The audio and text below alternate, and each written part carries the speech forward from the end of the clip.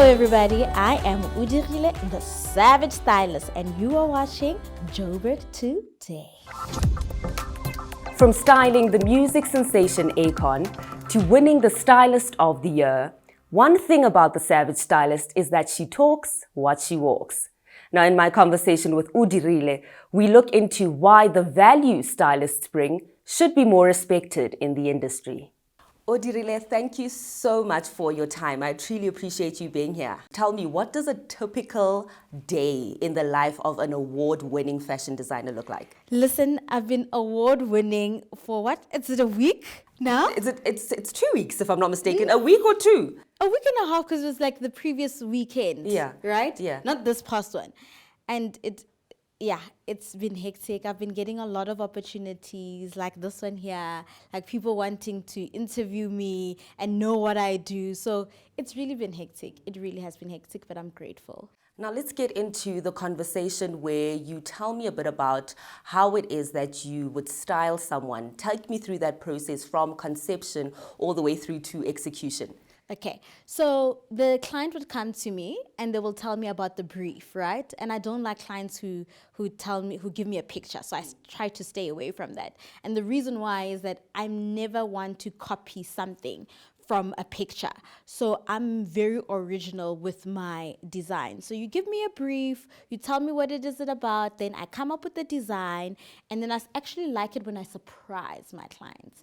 And then I come with the design on the day, we do a fitting, and then after the fitting, we go and fix that, and then we smash it out of the park. Has it ever come to a thing where one of your people does not like the actual design that you've created for them? It's very rare, because my designs are very savage. It will be just like a small thing. Can we do this maybe because of comfortability? I don't think it's mostly about the design, but it will be like, okay, I don't like showing my legs, so can we cover my legs? So when it comes to design, I got that on check. So it's just making sure that my customers are comfortable in what they are wearing. Those are the things that I would say has been like the factors that I would experience with my clients. But other than that, girl, I got it. Speaking of someone that has it, yeah. I mean, with fashion, it's often said that it is a powerful way of self-expression. Would you say that rings true in your life? Looking at your outfit as well, would you say it rings true? 100%. Every time I put an outfit on myself or on my clients, I really wanted to make a statement. So if I'm not making a statement, then it's a problem. I never want to be safe. In fact, I'd rather the outfit be ridiculously ugly than for it to be safe. So you either must talk about it being ugly or you must talk about it being the baddest and the savage, but most of the time it falls in the savage category. You have styled an amazing icon named Akon. Yes. Take me through that process. How did that come about? Oh, that was amazing. That was amazing. So I went to his house that he had rented in Cape Town when we were shooting the first day. And the production team were actually so nervous, right? Because they thought that Akon would have been styled by somebody from that side. And I pitched, I really want to style Akon. And they gave me the opportunity. And they were so nervous. Is Akon going to like my stuff? Right? Akon saw my designs. When he saw my designs, he was like, girl, you're a superstar.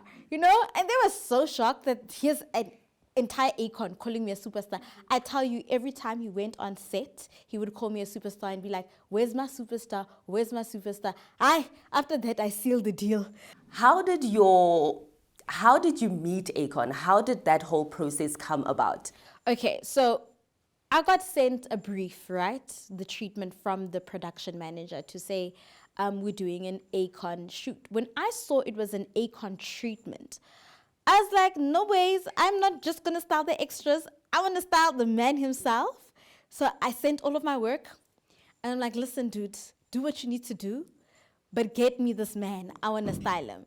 And I don't know who he spoke to. Did he speak to Akon? I don't know. But he got me the gig, which I am so grateful for. And after that, after doing the work that we did together in South Africa, literally a week later, he flew me to Senegal. I had 2 days to prepare for Senegal, and I still smashed it out of the park. And yeah, that man is really amazing. He really treats his people really, really, really well. He gave me a different perspective of how stylists need to be treated. And it really made me think that I'm not treated the way I actually want to be treated in South Africa. So I'm going to change the script and demand my respect in South Africa. And when I came back, I was just like, no, you will treat me with respect, or you can go and use another stylist. And I wouldn't have gotten to that conclusion had I not met Akon, because American stylists really treat you like you are glass. Like they understand the fact that without you, there's no fashion. Without you, they can't look good. So they understand the importance of making sure that you look good. And I think that's something that we're still trying to, be part of in South Africa. I think a lot of celebrities feel like in South Africa that you must just, being dressed by them is a favor. But no, actually me be sitting here and dressing you is a favor. But how do you think we can further change that narrative? How do you think we can begin to change that? I think you can begin to change that by knowing your worth, right? I think most of the time we are so scared to lose clients because of the big names that they have.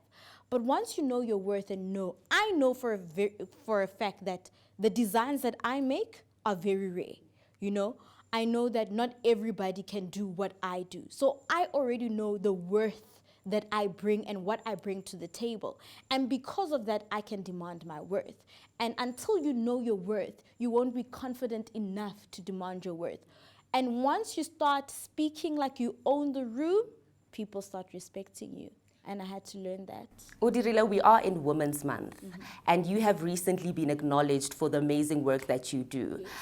What does that acknowledgement mean to you? Oh, it's so amazing, right? Women, we are literally amazing. I think we are making our mark, right? We are CEOs, we are business owners, like we are doing it all. And if you think that you didn't see us, we are saying you're going to see us, whether you like it or not. We're going to be in your faces, and we're just going to do it really, really well. So getting that award on a Women's Month, it was something special. Amazing stuff. Now, what are some of the tips that you would give to someone that would like to go into the industry that you're in, but is kind of struggling to do so? Okay, so in the fashion industry, right, there is a lot of people who are doing the fashion thing. And you can easily become complacent in this industry. So my advice would be know what it is that you bring that is very different to the table. I know what I bring, and I know what I bring is very different. Until you bring something that's different, especially in the fashion industry, it is really going to be difficult for you to get to where you want to be, because you cannot be coming and doing something mediocre. So until you find that different, what makes you different, then I would say you will get where you want to be. Yeah. Spring, summer is coming. Yeah. Can you give us some styling outfits that we could look out for? Okay, so when I think about spring, I think about cutouts. Ooh, I love cutouts. I think about cutouts. I think about showing some leg. I think about showing a little bit of arms, but doing it in such a way that, hey, you don't understand what's happening. You see the way I look now. It's savage, but you don't understand. But I'm looking at colors, bright colors. In spring you gotta bring all the bright colors, some cute sandal heels that have spirals going up to your leg. I'm always thinking about the craziest thing, some hats that are literally in your face with you just see the eye and then the hat is here, those Beyonce moments. So yeah, we've been covered. We need to show some skin. We need to show some skin. Yeah. Odirile, before we wrap this up, you call yourself Odirile The Savage Stylist. Yeah. Can you tell us how that name came about? Okay, so actually, I'm very soft-hearted. Like people who really, really know me, I'm very kind. I'm very soft-hearted. And I think in the beginning of my career, people used to take a lot advantage of my kindness, you know? So I changed my name to the Savage Stylist because I now wanted to make sure that if you're going to come to me, I'm going to be savage about everything that I do. Right? Savage about the clothes that I put on you, savage about my business, savage about being respected. So everything that I do needs to be the epitome of savage. And that's how I came up with the savage. It's literally my alter ego. That's what it really is. Odirile, thank you so much for your time. We truly appreciate it. Thank you so much. It was amazing.